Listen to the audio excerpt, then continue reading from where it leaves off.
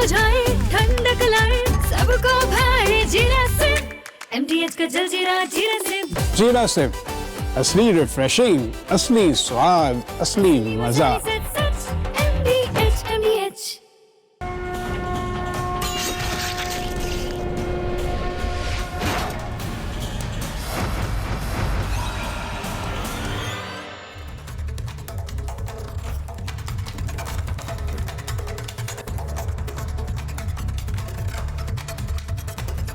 दर्शकों नमस्कार, प्रणाम। मेरा नाम है राम और रिपब्लिक भारत पर अब शुरू करने जा रहा हूं महाभारत। दर्शकों, बंगाल में लंबे संघर्ष के बाद बीजेपी की सरकार बनने जा रही है। आजादी के बाद पहली बार बीजेपी की सरकार होगी और पार्टी ने कमान सौंपी है उस नेता को जिसने विपक्ष में रहकर बीजेपी के लिए नींव तैयार की। पिछले 6-7 साल में ऐसा कोई मौका नहीं छोड़ा जब ममता बनर्जी और उनकी सरकार को सवालों में ना घेरा हो। नाम है शुभेंदु अधिकारी। तस्वीरें इस वक्त आपके सामने हैं। बीजेपी विधायक दल की बैठक में यह फैसला लिया गया। अमित शाह ने शुभेंदु के नाम का ऐलान कुछ देर पहले किया है। शुभेंदु विधायक दल के नेता चुने गए हैं और अमित शाह ने यह बताया कि एक ही नाम के 8 प्रस्ताव मिले। उन्होंने कहा कि उन्होंने फिर से एक मौका दिया कि कोई और नाम हो, कोई और सुझाव हो तो उसका प्रस्ताव भी लेकर आए, लेकिन सारे विधायक एक ही नाम पर अड़े रहे और वो नाम था शुभेंदु अधिकारी का। उन्होंने कहा कि शुभेंदु के नाम पर सर्वसम्मति है, इसलिए हम इनके नाम का ऐलान कर रहे हैं। कल सुबह 11 बजे शुभेंदु अधिकारी बंगाल के मुख्यमंत्री के तौर पर शपथ लेंगे। यानी अब तक दीदी की सरकार देखी, अब दादा की सरकार आप देखिए। टीएमसी के खिलाफ लगातार एक्टिव रहे हैं शुभेंदु अधिकारी, लगातार जमीन पर काम करते रहे शुभेंदु अधिकारी। शुभेंदु नंदीग्राम से ही चुनाव लड़ना चाहते थे, लेकिन इस बार अमित शाह ने कहा कि भवानीपुर भी लड़ो और उन्होंने मान लिया। अमित शाह खुद नामांकन करवाने गए थे, आपको याद होगा। इसके बाद उन्होंने ममता बनर्जी को 15,000 वोट के अंतर से हराया है। अपने गढ़ मेदिनीपुर की सभी 16 सीटें जीत कर लाए हैं। और बड़ी बातें क्या हैं? बड़ी बातें आप जानते हैं कि 2021 के चुनाव से ठीक पहले आए थे बीजेपी में। ये वही शुभेंदु अधिकारी हैं।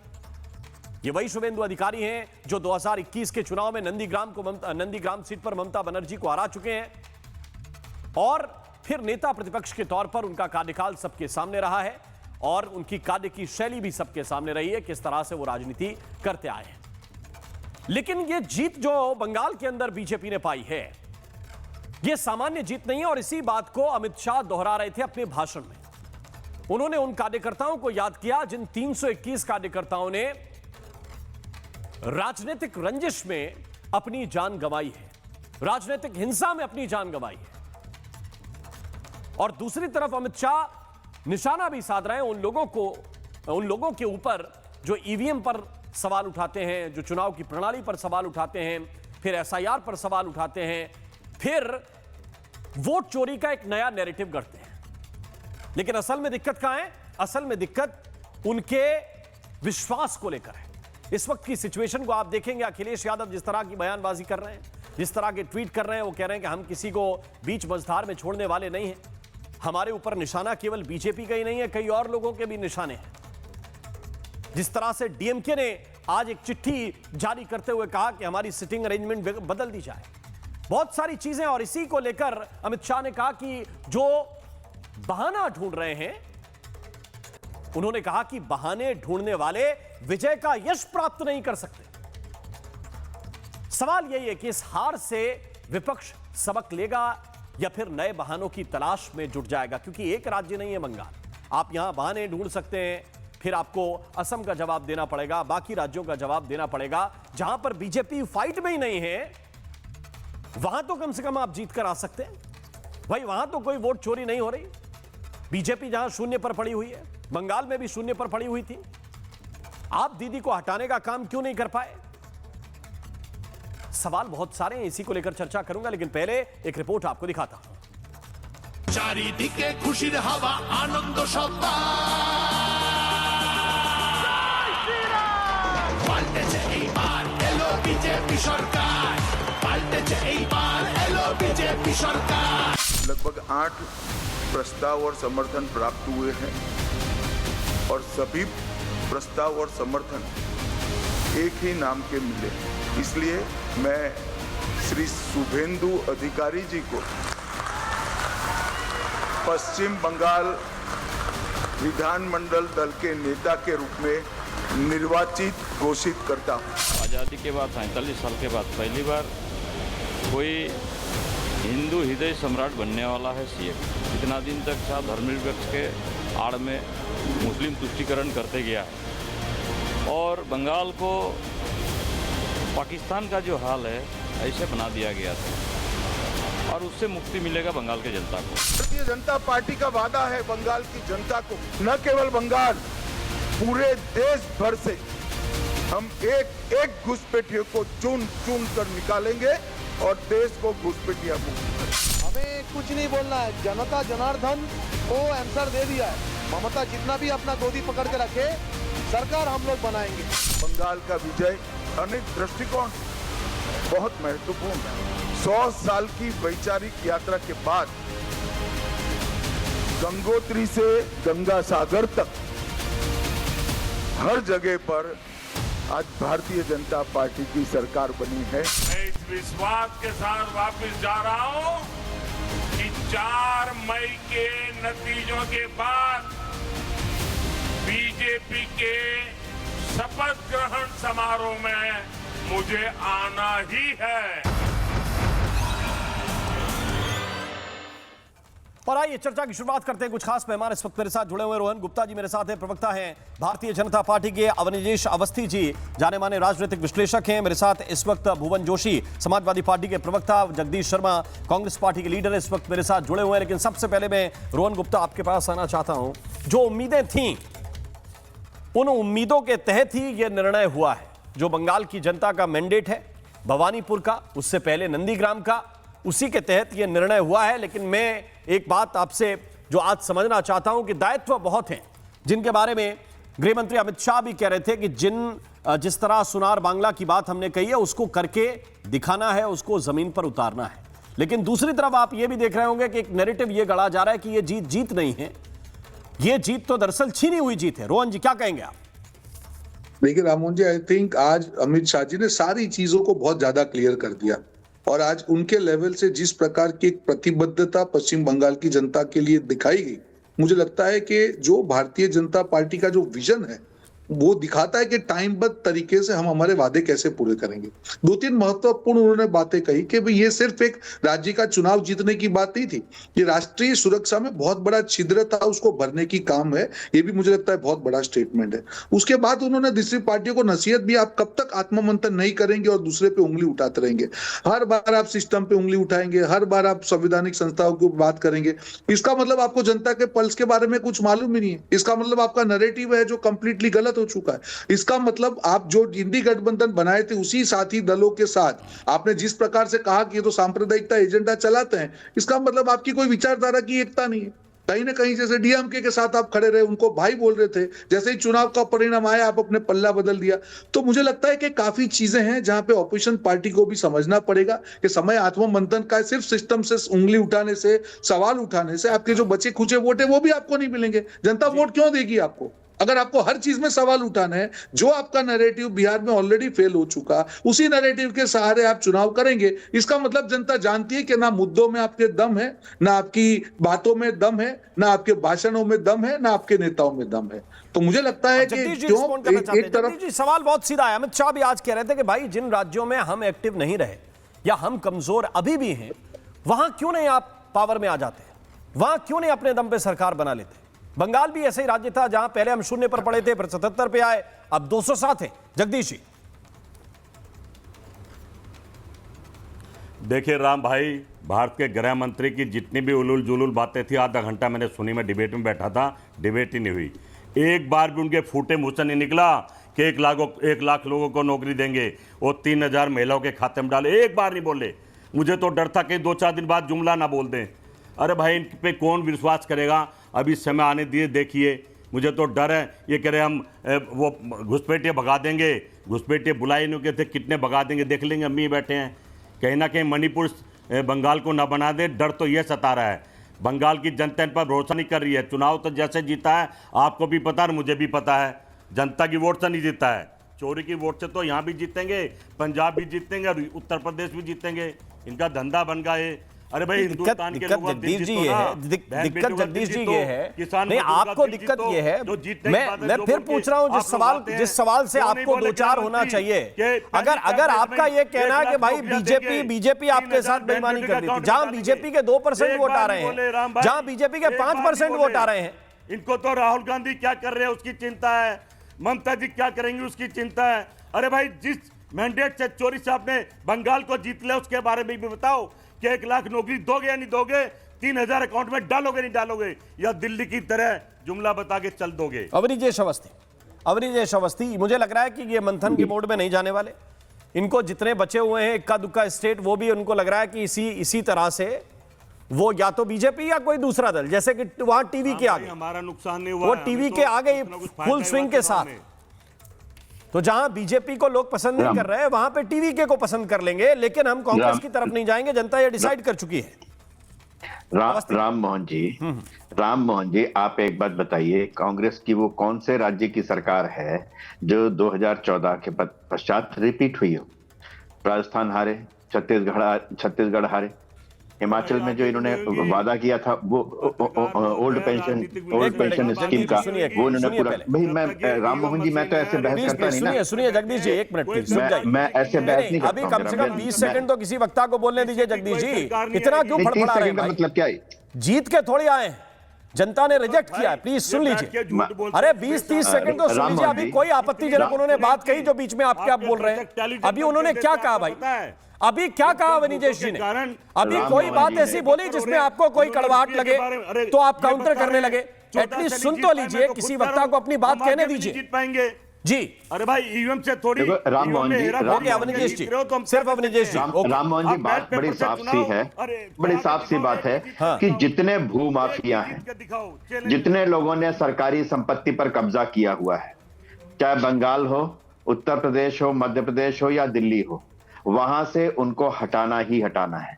ऐसे लोगों को बड़ी दिक्कत होती है, दर्द होता है, मुझे मालूम है बहुत दर्द होता है।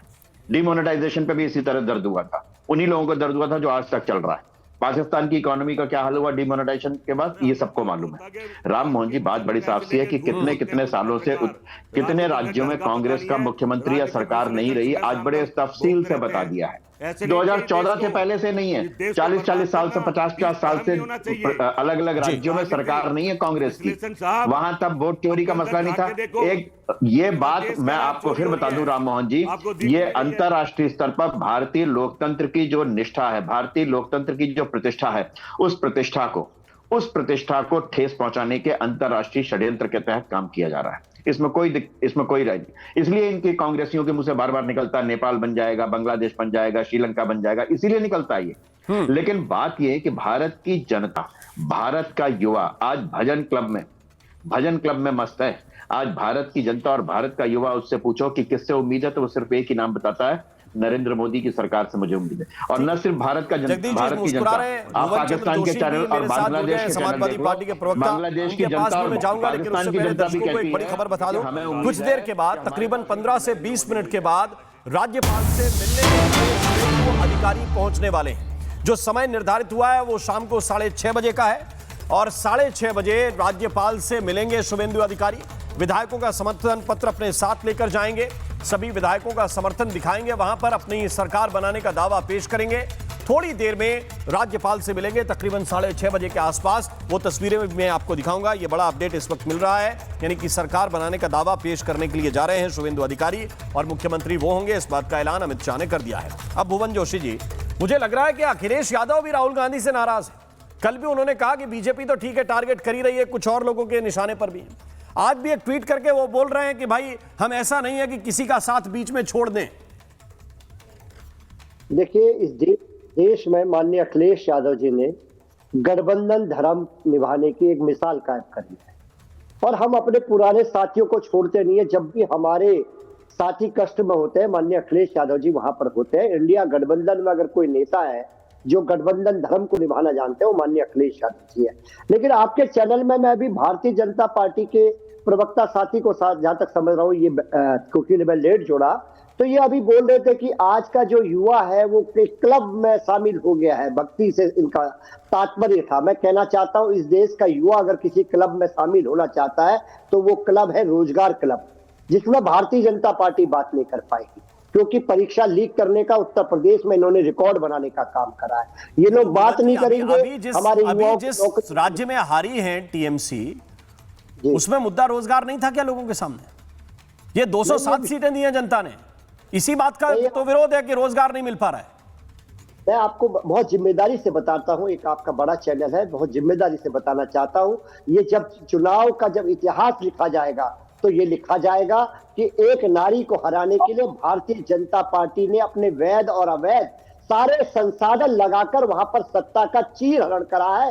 ये बात बंगाल की धरती से हुई है, और ये ऐसे नहीं हुई है क्योंकि 2.5 लाख पैरामिलिट्री फोर्स को लगा दिया गया चुनाव को प्रभावित करने के लिए। और क्या प्रभावित हो गया भाई? क्या एक व्यक्ति मुझे ये नहीं बता पाया? मैं पिछले 6 दिन से 8 दिन से यही पूछता जा रहा हूं लगातार कि क्या प्रभावित कर दिया पैरामिलिट्री फोर्स ने? आपको सुरक्षा दे दी इसलिए कि आपसे ये कहा कि जाके बीजेपी को वोट डाल के आओ। वो सुरक्षा कहां चली गई? मैं प्रश्न तो जो आपका प्रश्न है उसी में जवाब छुपा हुआ है। नहीं, मुझे बताइए ना कि किसने कहा? 5 कंप्लेंट टीएमसी ने ऑफिशियल फाइल की, कांग्रेस पार्टी वहां पे चुनाव लड़ी, उसने ऑफिशियल फाइल की कि इस वाले सुरक्षा कर्मी ने मुझे अड़काया कि बीजेपी को वोट करो। वहां के पुलिस वाले पुलिस अफसर नहीं थे क्या? केवल देखिए झूठा प्रोपेगेंडा बनाने के लिए भुवन जी मैं मंच नहीं दे सकता। मुझे फैक्ट बताइए ना। नहीं, आपने कहा कि 2.5 लाख सुरक्षा कर्मी लगा दिए। मुझे 5 ऑफिशियल शिकायतें कांग्रेस की, 5 ऑफिशियल शिकायतें टीएमसी की बता दीजिए कि इस वाले सुरक्षा कर्मी ने यह किया मेरे साथ। अरे भाई, आप क्यों बदनाम कर रहे हैं? इस देश की पैरामिलिट्री फोर्स है। कल के दिन आपके यहां जरूरत पड़ेगी वही फोर्स आएगी काम करने के लिए। कल के दिन किसी और स्टेट में जाएगी वही फोर्स काम करेगी। आप पैरामिलिट्री फोर्स को क्यों बदनाम कर रहे हैं? उनका काम है सुरक्षा देना। मैं आपसे कहना चाहता हूं उसकी जिम्मेदारी जो सुरक्षा भेजी गई है उसकी अभी पूरी नहीं हुई है। किस प्रकार रक्त रंजित हुई है, किस प्रकार वहां पर टीएमसी के कार्यालयों पर हमला हुआ है, किस प्रकार ममता जी, आदरणीय ममता जी की पिटाई हुई है। उन्होंने बोलने का काम करा कि मुझ पर लात चलाई गई है, और कार्यकर्ताओं की तो पूछो मत उनकी क्या हालत हुई है। ये रक्त रोहन गुप्ता रिस्पॉन्ड कर रहे हैं। रोहन गुप्ता, ये 2.5 लाख। देखिए, बड़े दुख की बात है कि चुनाव के अगले दिन राम मोहन जी, जितने ही लोग थे ये कहते थे कि देखिए कल तो हमारी जीत होने वाली है। जो वोट डिलीट हुए वो मतुआ समाज के थे, 65% मतुआ समाज के वोट डिलीट हुए, क्योंकि एक घर में से 4 में से 2 वोट डिलीट हो गए, इसलिए बहुत बड़ा असंतोष है, हमारी जीत होगी। आज उनके सारे सुर बदल गए, वहां के वही पुराना सिलेबस आ गया, वही SIR, वही अरे सुरक्षा बलों ने इंश्योर किया है। जिस राज्य में राम मोहन जी अगर सबसे ज्यादा प्रतिशत आजादी के बाद वोटिंग होता है, फिर भी आप सुरक्षा बलों पे सवाल उठाते हैं। जिस राज्यों में चुनावी हिंसा में करीब सैकड़ों लोगों की मृत्यु होती है, पश्चिम बंगाल के वासियों की मृत्यु होती है, इस बार कोई मृत्यु नहीं होती है, फिर भी आप सवाल उठा रहे हैं। जिस राज्य में चुनाव के माहौल के अगले दिन जिस प्रकार से डर का माहौल फैलाया जाता है कि जिससे बाहर आके लोग वोटिंग ना करें, वहां किसी की हिम्मत नहीं हुई, तो फिर भी आप कहते हैं कि जो चुनाव ठीक से नहीं हुआ। आप हार गए तो चुनाव ठीक से नहीं हुआ, आप जीत गए हो तो सत्यमेव जयते होता है। डबल पैमाने नहीं हो सकते हैं। आज ये पहली बार हुआ है कि लोकतांत्रिक व्यवस्था में एक संवैधानिक संस्था चुनाव आयोग ने 92 से 93% मत इंश्योर किया है, और ये जो सरकार बनी है वो 93% पश्चिम बंगाल के नागरिकों की चुनी हुई सरकार है। हमको ये रिस्पेक्ट करना पड़ेगा। हर बार आप सिस्टम पे सवाल उठाएंगे, वो जनता के ऊपर सवाल है। ये जनादेश का अपमान है। कभी तो आत्ममंथन कीजिए, कभी तो सुधरिए, कभी तो सीखिए। आपकी स्ट्रेटेजी नहीं है, ना आपका नैरेटिव है, ना आपको प्रचार ठीक से करना है। आप कैसे दूसरे सवाल उठाते हैं? और ये सुरक्षा बलों के सामने की राजनीति है, मुझे लगता है कि इससे अपने जो इज्जत है इन्होंने और जनता के सामने प्रतिष्ठा कम कर दी। जूते मार रहे हैं। ओके, बता दिए जब इतना अच्छे चुनाव तो लोग जूते क्यों मार रहे हैं? ये क्यों टेलीविजन वाले दिखा रहे हैं बार बार? गोली मार रहे हैं, लठ मार रहे हैं, घर जला रहे, क्यों भाई? क्या बोल रहे हैं? बंगाल बना क्या आप सीरियस डिबेट करिए ना। मणिपुर बनाने ये क्या सीरियस डिबेट करिए? क्या डिबेट नहीं कर रहा है? क्या सीरियस डिबेट करिए ना। चोरी करना और लूटना देश को। क्या सीरियस डिबेट करिए? ऐसी भाषा का प्रयोग राम मोहन जी आपकी डिबेट पे हो तो डिबेट करके मतलब नहीं। अगर ये भाषा है, मुझे इस प्रकार से डिबेट नहीं करनी राम मोहन जी। अगर अच्छी तरीके से डिबेट करिए तो मुद्दे पे करे। ये कोई गुंडागर्दी वाली डिबेट नहीं है कि ये भाषा उपयोग करें। और मुझे ये भाषा आती नहीं। आज कांग्रेस के पास कोई मुद्दा नहीं बचा है। आज वही कांग्रेस पार्टी टीएमसी को सांप्रदायिक एजेंडा फैलाने के लिए जिम्मेदार फैलाया। इसका जवाब दीजिए। क्या आपको लगता है कांग्रेस पार्टी ने सही कहा? जगदीश शर्मा, देखिए क्या कि मुझे देखिए, मुझे किसी चीज से कोई दिक्कत नहीं है। नहीं, आप लोग इस बात को लेकर बहुत नाराज रहते हैं कि विपक्ष की कोई बात नहीं सुनी गई। और मैं आपसे पूछ रहा हूं कि कांग्रेस पार्टी ने वहां पे चुनाव लड़ा, अधीर रंजन चौधरी केंद्रीय सुरक्षा बलों के लगने से खुश थे, उन्होंने कहा कि वोटिंग अच्छी हुई, जो खुद वहां पर आपकी पार्टी के लीडर हैं। कांग्रेस पार्टी ने कोई 5-10 शिकायतें अगर की हो आधिकारिक रूप से कि इस वाले बूथ पे गड़बड़ हुई है, बीजेपी के लोग गड़बड़ कर रहे हैं, ये बताइए मुझे, कितनी लिखित शिकायतें दी आपने? माने आप प्रोसेस कुछ नहीं करेंगे और भाषण नैरेटिव सारा देंगे। उनकी नियत, राम जी सुन लीजिए, भाषण ही हकीकत है। तो हकीकत है तो बताइए शिकायत नंबर क्या है, आपने कौन सी की है? उत्तर प्रदेश गए थे मीटिंग में, 2000 पुलिस वाले लेके गुजरात के, क्या यही हमारा संविधान कहता है? अरे कौन सी शिकायत की? बंगाल की बात कीजिए ना भाई, बंगाल की बात कीजिए। ये तो चोरी डकैती के कारण ही तो लगाए हैं, 500 अफसरों का बदल जाना, 2.5 लाख फोर्स लेकर जाना, क्या इसको निष्पक्ष चुनाव क्या हो गया? अगर आप नहीं कहोगे निष्पक्ष चुनाव तो जनता ने घर बैठा दिया। कहता है दीदी को तो फिर भी 80 सीटें दी हैं, जनता ने फिर घर बैठा दिया, और फिर भी नहीं मानोगे तो वो डीएमके वाले कह रहे हैं कि जाओ भाई, जहां जाना है वहां निकल जाओ। वो अखिलेश यादव इशारा कर रहे हैं कि तुम्हें जहां जाना हो वहां निकल जाओ। अरे भाई कब तक झेलेगा कोई? कब तक डीएमके झेलेगी? कब तक अखिलेश यादव झेलेंगे? कब तक टीएमसी झेलेगी? कोई नहीं झेलेगा। ये फ्रस्ट्रेटेड पार्टी का प्रॉब्लम है कि उसको ये समझ ही नहीं आ रहा है कि वो करे तो करे क्या। 2 विधायक हैं और राज्यसभा में इनके 7 एमपी हैं, ये कैसे? इनके पास कोई एजेंडा ही नहीं बचा राममोहन जी, और राज्यसभा में लॉजिक पे नहीं बचे ना भाई, जनता के सामने ये चलेंगे। एजेंडा रोहन वो होता है कि ठीक है भाई, एजेंडा नहीं बचा, जनता डिसाइड करेगी। इनके पास लॉजिक भी नहीं बचे। भाई इन लुटेरे से लड़ना पड़ेगा। सरदार भगत सिंह की आत्मा रोती होगी आज। क्या करोगे? अरे भैया, क्या जनता को अराजकता के लिए उकसा रहे हो? पहले जनता की आत्मा आपको, भाई जनता का अभी मैंडेट आया है, जनता ने अभी तय किया है अलग अलग राज्यों में। ये तमिलनाडु की जनता भी साथ में नहीं है, बेरोजगारी, तमिलनाडु की जनता विजय के साथ, पर नहीं, हम तो चुनाव जीतेंगे। अभी एक चुनाव जीतेंगे। चोरी। अवनीश अवस्थी, 1 मिनट, अवनीश अवस्थी को लेके आइए। अवस्थी जी, घड़ा भर चुका है, घड़ा। अरे हाँ भाई भर चुका, तभी तो 0 सीटें आई। हम कब कह रहे हैं नहीं भरा है? घड़ा भर चुका है, 0 सीटें जनता लगातार दे रही है। उत्तर प्रदेश में 0 पे पटके हुए हैं, बाकी स्टेट में 0 पे पटके हुए हैं, तमिलनाडु में उठा के कोने पे लगा दिया। जवाब दोगे अपने बच्चों को? अरे हम तो दे रहे हैं जवाब, जगदीश शर्मा आप नहीं दे पा रहे हो। जहां की जनता जा रहा है वहां 0 पे दे रही है जनता। क्या जवाब? अरे 2-4 स्टेट की जनता आप पे बिलीव करे तो मानू कि हाँ आपकी बात में दम है। अवनीश अवस्थी रिस्पॉन्ड कर रहे हैं, केवल अवनीश जी। राम मोहन जी, पहले तो इनको चुप करिए ना, लगातार बोलने से कोई फायदा नहीं है। हाँ। आप एक बात देखिए कि जो इस चुनाव के बारे में सुरक्षा बलों की उपस्थिति के बाद वहां पर 92-93% लोग जो हैं अपने घर से बाहर निकल करके मतदान केंद्र तक जाकर के मतदान करते हैं। इससे बड़ी लोकतंत्र की सफलता क्या हो सकती है? किसी ने कोई ऑब्जेक्शन नहीं किया कि मेरा वोट किसी और ने डाल दिया, किसी का और किसी ने डाल दिया, जो पहले हुआ करता था। उन सुरक्षा बलों की वजह से लोकतंत्र की वास्तविक आत्मा जो है, लोकतंत्र का वास्तविक स्वरूप पश्चिम बंगाल में सामने आया है। पहली बात, जो लोग हताश और निराश हैं, आप एक बात देख लिए, पूरी कांग्रेस पार्टी में पश्चिम बंगाल के कांग्रेस का हर नेता कुछ और बोल रहा है और केंद्र का नेता कुछ और बोल रहा है। ये बात दूसरी है कि केंद्र के नेता भी चुनाव से पहले 29 अप्रैल से पहले अपना वीडियो जारी करके ममता बनर्जी के कुशासन, उसका भ्रष्टाचार, उनकी गुंडागर्दी, महिलाओं के प्रति सुरक्षा, इस सब के बारे में बोला है। इस सब के बारे में बोला, बाकायदा वीडियो जारी किया जिसको पूरे देश भर ने देखा। लेकिन चुनाव का रिजल्ट आते ही जो है फिर वापस वही चोरी। उस ममता बनर्जी को गाली देने वाले राहुल गांधी जी आप फोन कर रहे हैं कि आपके हार पर मुझे बड़ा दुख है, मुझे हार पर बड़ा दुख है। अधीर रंजन जी से पूछे ना, वो तो कहते हैं कि और लगनी चाहिए थी। जो छोटी मोटी घटनाएं हुई हैं हिंसा की, वो भी नहीं होती अगर 50,000 और सुरक्षाकर्मी लगते, गली गली में होते, ताकि किसी को भी व्यक्ति को, किसी भी एक व्यक्ति को अपना वोट डालने से रोका नहीं जाता। राम मोहन जी, बड़ी साफ सी बात है कि एक बात आप बार बार कह रहे हैं कि आत्ममंथन क्यों नहीं करते। ये हमारी जिम्मेदारी नहीं आत्ममंथन के लिए कहना किसी को।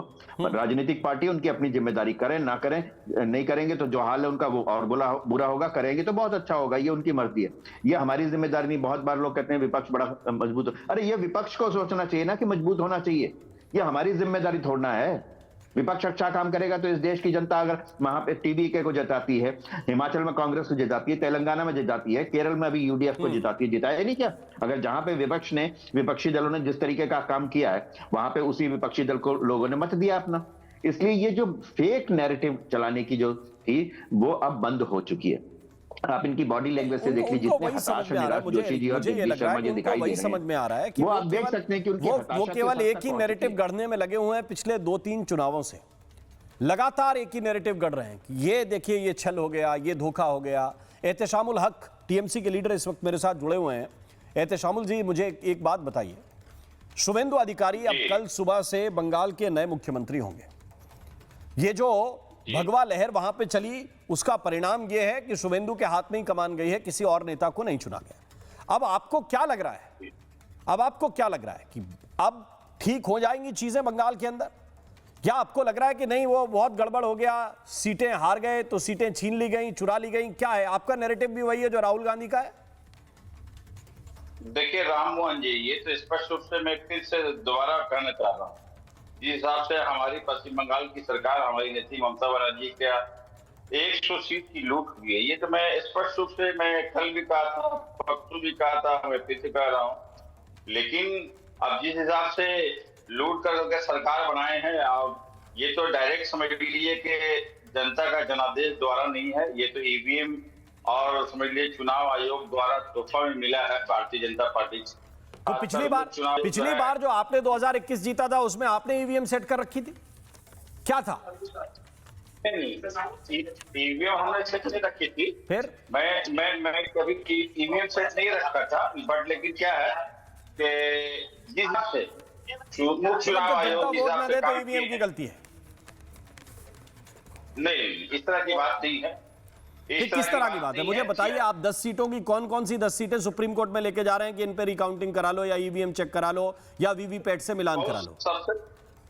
सबसे पहले तो मैं एक बात, हमारी नेत्री और हमारे तमाम नेता ने कहा कि 2 बजे के बाद जो जहां समझ लीजिए ईवीएम की गिनती है, सीसीटीवी फुटेज को पूरे देश के लोगों को सामने अवगत कराए, वही हम लोग सुप्रीम कोर्ट लेके जाएंगे।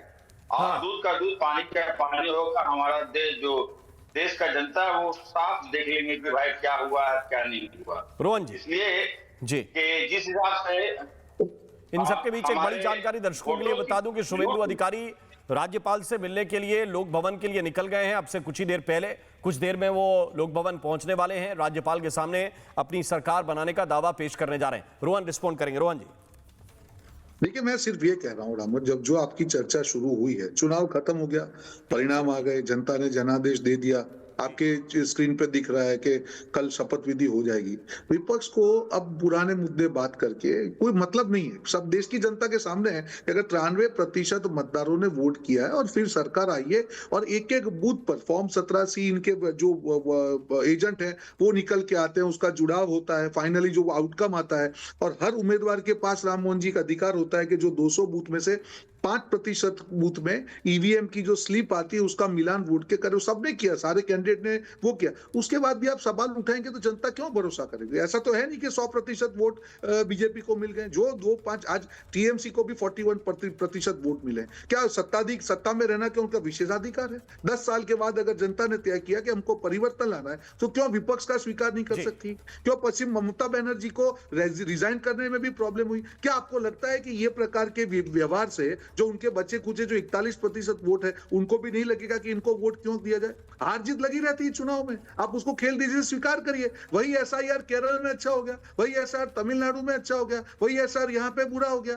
सत्यमेव जयते जहां जीते और वहां पे आए, वहां हार गए, वहां पे लोकतंत्र का मुझे लग रहा है कि नहीं चल सकता। आपको 5 राज्यों के चुनाव में 2 राज्य ऐसे थे जहां भाजपा ने पॉलिटिक्स आपको कुछ देने वाली है। आपके पास समय है 2027 के लिए, पॉजिटिव होकर जाएंगे चुनाव में। मुझे लग रहा है फिर भी कुछ मिल जाएगा। पिछली बार 37 लोकसभा की सीटें आप लोग लेकर आए थे। आपने बहुत अच्छी बात करी। मैं तो एक तो पहले तो भारतीय जनता पार्टी के प्रवक्ता साथी ने ये कहा कि 10 साल का आदरणीय ममता जी का शासन, थोड़ा पढ़ लिख के भारतीय जनता पार्टी के प्रवक्ता आए, उनका 15 साल का शासन था। पहले तो इनको मैं कह कर दूं और आपको विनम्र होना चाहिए। अरे नहीं, मैं आप रोहित नहीं दिया रोहन जी, आपने नेशनल चैनल में गलत बोला, जिससे कि देश के जो विद्यार्थी अरे भाई साहब, आप एसपी के प्रवक्ता हैं, आप बताइए ना कि 10 साल 15 साल जो शासन हो उसके बाद में रेजिग्नेशन देना चाहिए कि नहीं देना चाहिए? आपके नेता तो वहां पे पहुंच गए तो उनको एडवाइस नहीं दिया? मैं तो आर भारत के निमंत्रण पे आया हूं, तो आर भारत की बात का जवाब दे दूं। आपने देश के सामने जो गलत तथ्य दिया उसको मैंने बताने का काम करा। दूसरा विषय मैं कहना चाहता हूं, हमारे जो आर भारत के हमारे एंकर साहब हैं, मैं इनको जवाब देना चाहता हूं। मैं इनको बताना चाहता हूं कि ये देश ने कभी अहंकार को कभी नहीं पसंद करा। और ये भारतीय जनता पार्टी के लोग यूपी में क्या कह रहे थे 2024 में 80 के 80, अरे कहा क्या दूसरी पार्टियों को बिल्कुल मतलब खत्म ही कर दोगे क्या? ये आपकी नीति है। और देश प्रदेश की जनता ने क्या जवाब दिया? 35 सीटों पे इनको आधा करने का काम करा। और रही बात ईवीएम की, माननीय अखिलेश यादव जी जीतने के बाद कहा था 37 सीटें हम जीते थे। माननीय अखिलेश यादव जी ने सदन में कहने का काम करा, अगर 80 के 80 भी मैं जीत जाऊं तो भी हम ईवीएम पे विश्वास नहीं करते और ईवीएम से जीत के हम ईवीएम हटाने का काम करेंगे। ये साहस अगर किसी ने करा तो माननीय अखिलेश यादव जी ने करा। और ऐसी कोई जगह नहीं कहा, लोकतंत्र के मंदिर में कहा, संसद में कहने का काम करा। और दूसरी बात मैं आपको बताना चाहता हूं, जो पीडीए का जो विजन है वो पूरे देश का विजन बन चुका है। और माननीय अखिलेश यादव जी की जो लड़ाई है सामाजिक न्याय जाति जनगणना की, आज भारतीय जनता पार्टी ढीली हो गई है उत्तर प्रदेश में। मैं आपको बताना चाहता हूं बहुत जिम्मेदारी से, ये उत्तर प्रदेश की महान जनता ने 30 करोड़ जनता है, उन्होंने भारतीय जनता पार्टी के अहंकार को जवाब दिया। अयोध्या में आ रहे हैं, अयोध्या में आ रहे हैं। टीएमसी वालों में भी 3-4 दिन पहले ऐसे ही था और वो तो मुझसे ही कह रहे थे कि आप जो सवाल पूछ रहे हैं आप सवाल पूछ पाएंगे कि नहीं पूछ पाएंगे, वो तो हम ही पूछ रहे थे, है ना। मैं केवल इतनी बात कहना चाहता हूं, आपसे भी कहना चाहता हूं, बाकी विपक्ष के लोग भी सुने तो ठीक बात है। यह देश सकारात्मकता का देश है, जहां उम्मीद दिखती है तो विजय के हाथ में बिना किसी कैडर के भी 108 सीटें जनता उठा के दे देती है तमिलनाडु की। अगर आप उम्मीद को खत्म कर देंगे कि अब ये आ जाएं तो कोई उम्मीद नहीं है, तो फिर वही होता है जो आपने कहा कि अहंकार को जनता पसंद नहीं करती और टीएमसी की सरकार गई है। तो मान लीजिए कि यह अहंकार गया है, ये अहंकार हारा है, लेकिन इसको नहीं मानेंगे। जो हम कहना चाहते हैं वही अहंकार हारे तो बात है भाई। अगर आप बीजेपी को कहते हैं कि अहंकार हारता है तो केरला में हारी है, तमिलनाडु में हारी है, लेकिन लॉजिक पे बात नहीं करेंगे, ये प्रॉब्लम है कि हमारा जो मुद्दा है उत्तर प्रदेश का जो राम भाई, तमिलनाडु में भारतीय जनता पार्टी क्या कर रही है? एक विधायक है। अरे भाई जगदीश शर्मा जी, संविधान का आपने क्या क्या किया है, इसी आधार पे तो जीरो पे पड़े हैं। अवनीश जी, लास्ट कमेंट आपसे। आप उस पर नहीं बोलेंगे। राम मोहन जी, बात बहुत बड़ी साफ सी है। ऐसा अखिलेश यादव ही कह सकते हैं कि मैं 80 की 80 सीटें जीत जाऊं तो भी मैं कहूंगा ईवीएम खराब है। ये तो भारत का एक राजनेता ऐसा अखिलेश यादव ही कह सकता है कि जीतने के बाद भी कहे कि ईवीएम खराब है। अब ये बताइए कि ऐसा वक्तव्य देने वाले नेता, उनका भारत की जड़ों से, भारत के लोकतांत्रिक जड़ों से क्या संबंध है उनका? एक बात बड़ी साफ सी है, पश्चिम बंगाल की जनता आज जिस तरीके से सड़कों पर रंग गुलाल उड़ा रही है, उसका ठीक वही हाल है। आप में से कोई लोग नहीं जानते होंगे, मैंने 1977 की इमरजेंसी के बाद जनता पार्टी की जब सफलता हुई तब वो माहौल देखा मैंने। लोगों में ऐसा लगा कि सांस लेने की इच्छा हुई है, वो स्वतंत्रता वहां पश्चिम बंगाल की जनता को महसूस हो रही है। और ये बात सिर्फ जनता नहीं है, जिन पर मुझे लग रहा है कि सारे लोग, सारे दल सोचें, तब शायद वो किसी निष्कर्ष पर पहुंच पाएंगे कि आगे करना क्या है। वरना फ्रस्ट्रेशन में तो और नकारात्मक बातें आप कहते रहेंगे और फिर परिणाम भी ऐसे रहेंगे, यही चलता रहेगा। बहुत बहुत शुक्रिया, बहुत बहुत धन्यवाद आप सभी मेहमानों का मेरे साथ जुड़ने के लिए। महाभारत में आज के लिए बस इतना ही, नमस्कार। चमकी चाट से क्या बना है? सैंडविच, लस्सी और छाछ और हर घूंट में चमकी चाट। ड्राई फ्रूट और दही बड़े, चमकी चाट से स्वाद बढ़े। असली स्वाद सिर्फ चमकी चाट।